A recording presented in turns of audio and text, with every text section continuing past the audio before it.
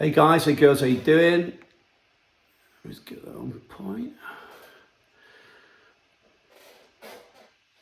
Never looks good because I'm in it, but I think we got that. There we go. Cool. So laptop recruiter family, how we doing? Big high five. So this video today is I want to give you some learnings, lessons I've seen from those who've made the jump from sort of low six figures into past seven figures. What are some of the key lessons that I've seen over the years?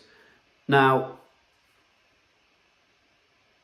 first, a few elephants in the room I want to take out. Hopefully I don't get in any trouble here for saying these things, but some of the things that I've experienced over the years, and we've all been there. I'm too old, I'm too young, I'm too this, I'm too that, I'm too this, whatever, my needs, blah, blah, blah. Pretty much you can remove all of that, okay? You can remove all of that. If there was anything glaring, I'm thinking about, for example, something to do with niche, something to do with, something not PC, I'd say it, in this environment inside our private group. But there isn't a thing that just so you know. So don't think, yeah, but you didn't cover this, Andy.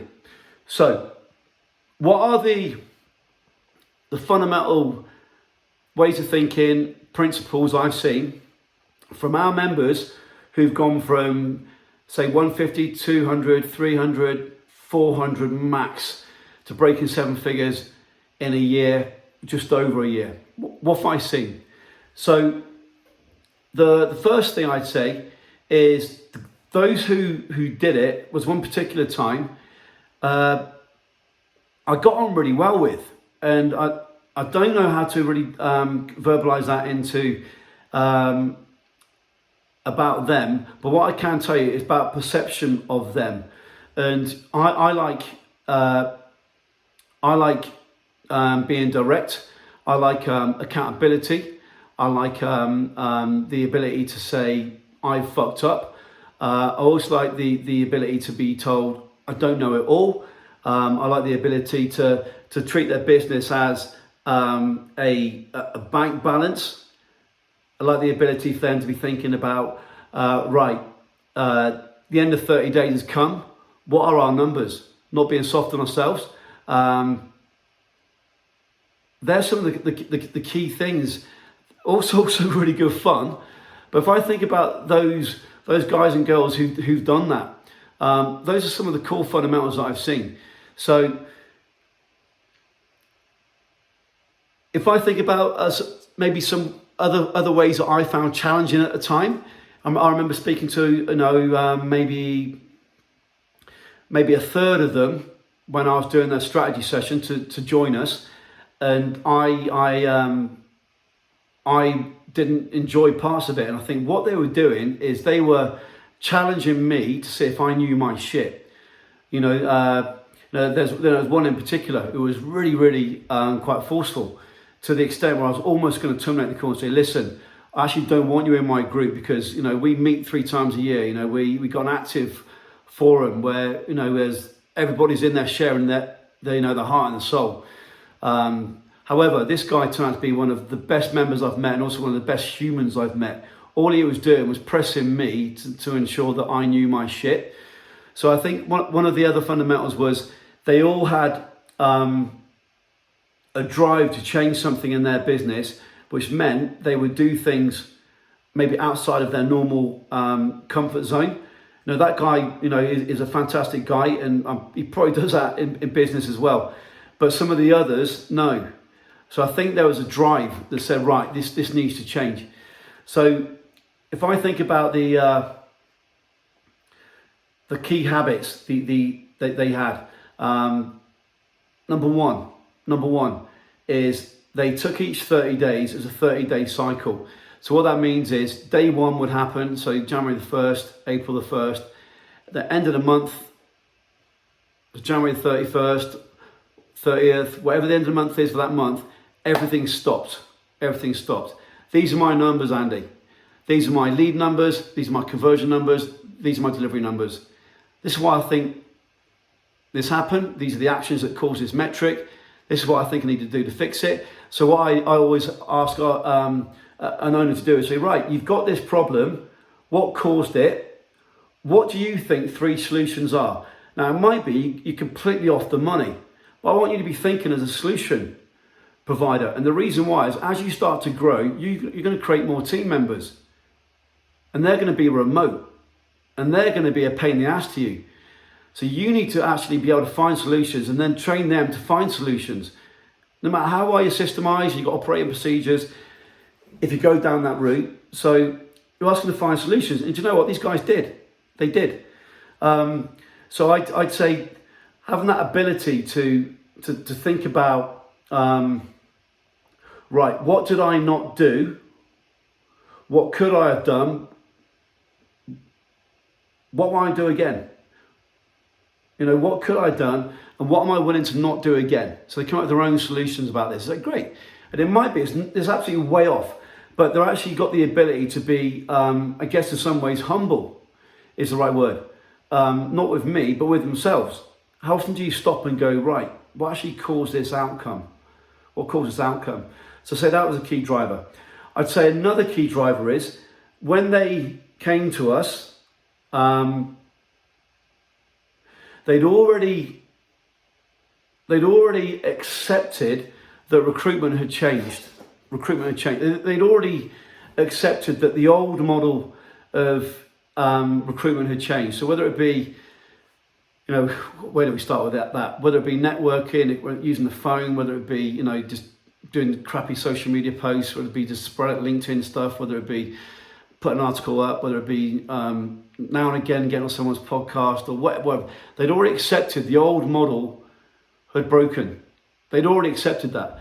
And they came with the mindset of, right, this is fucked. I've already looked around at other people and I want to get this fixed. I want to get it fixed quickly. So they came with this sort of now attitude. So I say that was a key fundamental. If I think about niches, I'm going to go a little bit round now, but if I think about niches, we had niches from C-suite in the USA, we had control automation in Europe, we had manufacturing in the UK. There wasn't a consistency around niche. These guys got the jump because of the niche all the time or the economy. No, it was about them taking an action and them getting an outcome and them being accountable for it. Going back to the 30-day planning, these are my 30-day numbers. What do I do? What do I do? Well, do this, but why didn't you do this? But why didn't you do this? Yeah, you're right. So there was the ability to be the business owner. Now, again, remember what the topic is. We're jumping here from doing, 200, 300-ish to 1 million. So it's quite a big jump. And that jump is a difficult jump, breaking 7 figures. So these ways of thinking that these business owners have, and some of them go on to be extraordinary, done some exceptional things since, is very much about accountability, but also acceptance that the model's fucked. And it's actually the drive that I need to get it changed. And it's made me think about something just very quickly. So if you're thinking, well, yeah, but I'm in my 50s or I'm in my 60s, it's going to be difficult for me, or I'm in my 20s, I've only been in recruitment 3 years. Bullshit. Because I think, we have both extremes here in this group I'm thinking about, and then everything in the middle. So that's bullshit. So what you do is you're finding a get out clause here. So that jump here is a jump which is pretty common. That number when someone comes to us is pretty common number.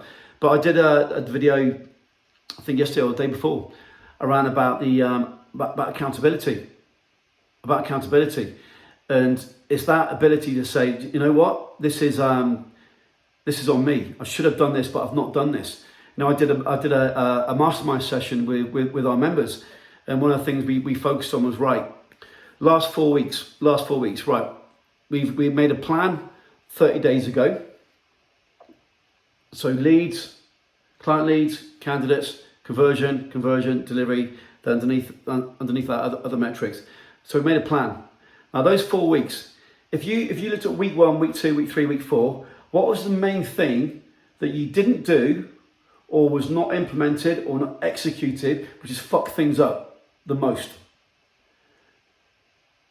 So this isn't being tactical, it isn't being strategic, it isn't going through metrics, it's just being honest with ourselves. What did we not do?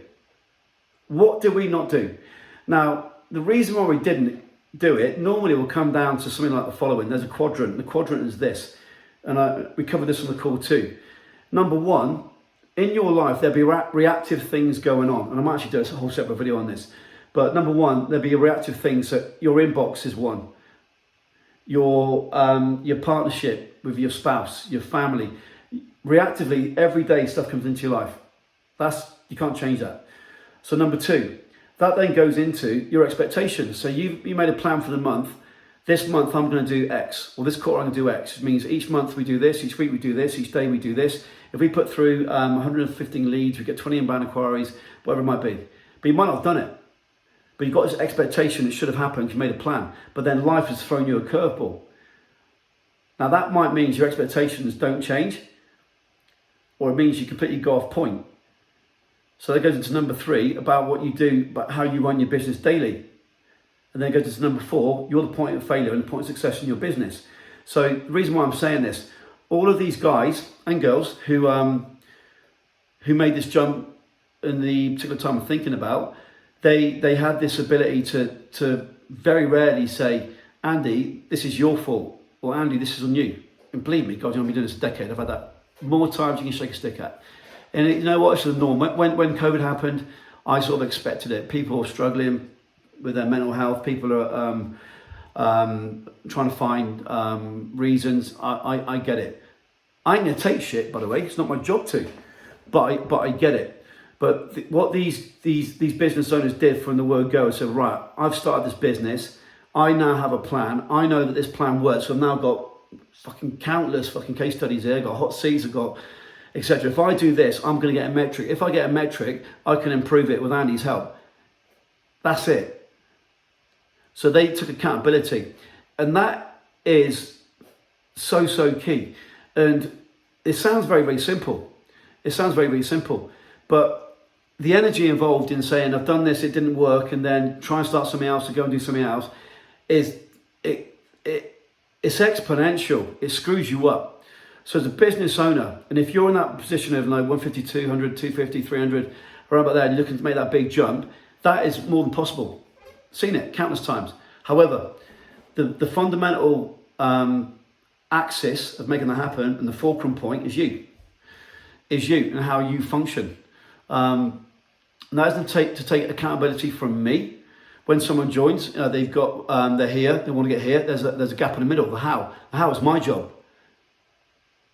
But the execution, whether you execute using someone else, you know, how to do that, someone else does it for you, is on you. So that big jump there, I'd say, if I go full circle and think about this, it's nothing to do with niche, it's nothing to do with time of life, it's nothing to do with fundamental understandings of, right, I'm only working in retained, or I'm working in perm, I'm only, no. It's none of that either. It's nothing to do with countries, it's nothing to do with rate, none of that. It's to do with the actual individual, which is why, if someone comes to us, on the one hand, we might say to somebody, listen, you're epic. Right now, it's not a fit, but go away, we give you this free stuff to do. You can take this on us. And on the other hand, if someone comes with, like, wow, this person has got it, be a joy to work with them, it's key for us too. It's a relationship. But understanding this, that jump from sort of the low hundreds into $1 million is based on a plan, execution, feedback from the execution, so the metrics, and then implementing on that feedback.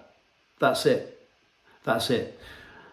Getting past 7 figures and what happens next is another thing. In fact, I'll probably do a video on that. When someone gets to 7 figures, they join us around about that point, and then there's a different conversation. In fact, I will do a separate video on that.